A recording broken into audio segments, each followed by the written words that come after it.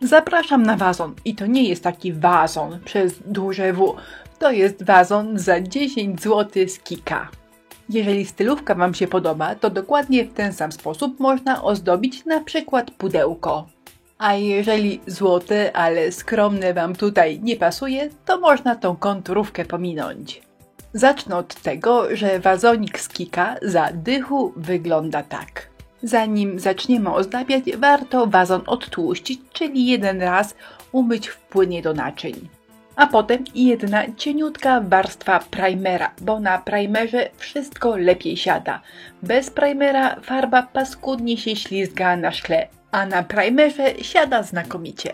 Pierwszą warstwę farby położyłam byle jak, bo ona nie jest bardzo istotna. Istotna będzie dopiero ta warstwa, którą właśnie zaczynam.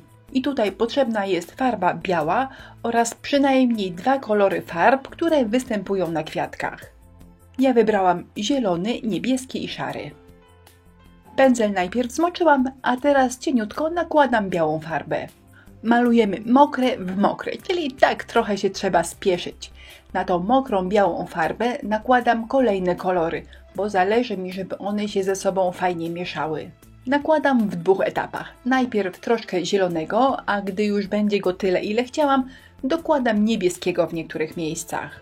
Naprawdę tutaj nie ma żadnej filozofii. Trzeba ten wazon popaprać 2 kolorami, a gdy okaże się, że tych kolorów jest za dużo, to weźcie na pędzel troszkę białej i wszystko stonujcie. Przypominam, że pędzle, których używam, najpierw pomoczyłam w wodzie. Dzięki temu farba jest troszkę bardziej rozwodniona i dłużej schnie. Ostatecznie jeszcze na mokro wazon wygląda tak.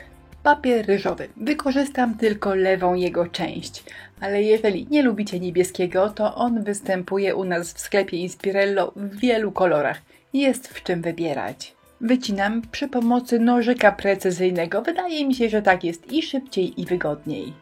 Wycięłam wszystkie kwiatki, wzięłam klej do decoupage, czyli jak zwykle, no i po prostu trzeba je przykleić. Rozmieszczenie takie jak lubicie. Ja starałam się w miarę równo je rozłożyć na całym wazonie.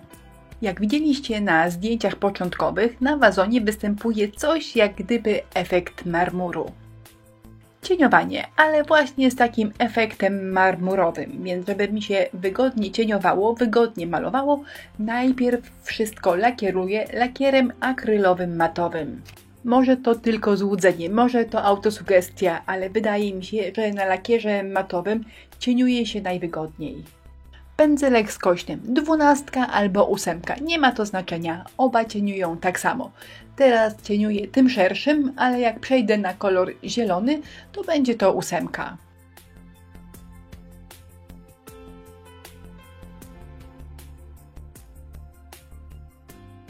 Jak cieniować? To nie jest trudne. Zapraszam Was do mojego filmu, w którym pokazywałam, jak cieniować. Potrzebny jest odpowiedni pędzel, odpowiednia farba, chwilka ćwiczeń, a potem cieniuje się prawie samo. Akurat w tym projekcie cieniowanie nie musi być idealne i dokładne. Ono musi być takie sobie, byle było. Najpierw na niebiesko, potem na zielono i ten zielony z niebieskim będzie na siebie trochę nachodził. A na końcu wezmę konturówkę i jeszcze nałożę na to wszystko, więc ten miszmasz zawsze będzie jakoś dobrze wyglądał. Naprawdę, cieniowanie nie jest bardzo trudne. Zapraszam Was do filmu, zamieściłam go w opisie wideo. Zobaczcie, chwila ćwiczeń i naprawdę to wszystko będzie Wam pięknie wychodziło. A jeżeli nie wyjdzie, a jeżeli zrobicie takiego paskudnego, ciemnego maza jak ja w tej chwili, nie ma problemu. Trzeba wziąć palec i go po prostu rozmazać. Zobaczcie, to całkiem fajnie wygląda. I jak już jesteście odstresowani, to biorę drugi pędzel, tym razem węższy, zielony kolor i robię mniej więcej to samo. Ale jest jedna zasada. Kolorem niebieskim ciągnęłam od niebieskich kwiatów, a teraz, gdy wzięłam pędzel z zielonym kolorem, ciągnę te pęknięcia na zielono od zielonych listków. I ten etap, taki podstawowy, bez złocenia, całkiem mi się podobał, ale pomyślałam, że można dodać troszkę takiego efektu glamour. Po pierwsze, cały wazon przemalowałam lakierem błyszczącym.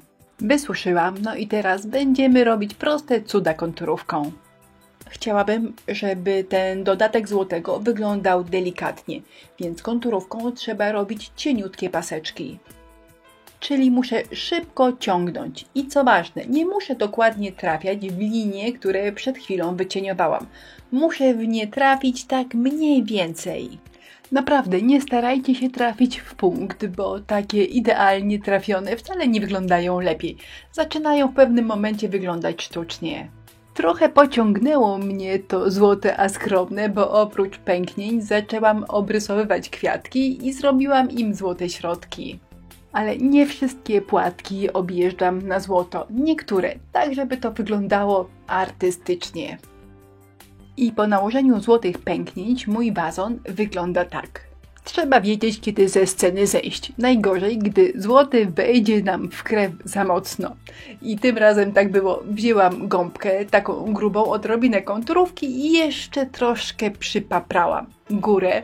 No i starczyłaby ta góra, ale jeszcze dodałam tu i tam. Jak myślicie, może być, czy jednak trochę za dużo tego złotego? Koniec. Ostatecznie mój elegancki wazonik z Kika za 10 zł prezentuje się tak. Krótką listę produktów, których używałam w tym filmie, znajdziecie w opisie wideo. Dziękuję za uwagę i zapraszam na naszą grupę na Facebooku Inspirello i Przyjaciele. Do zobaczenia!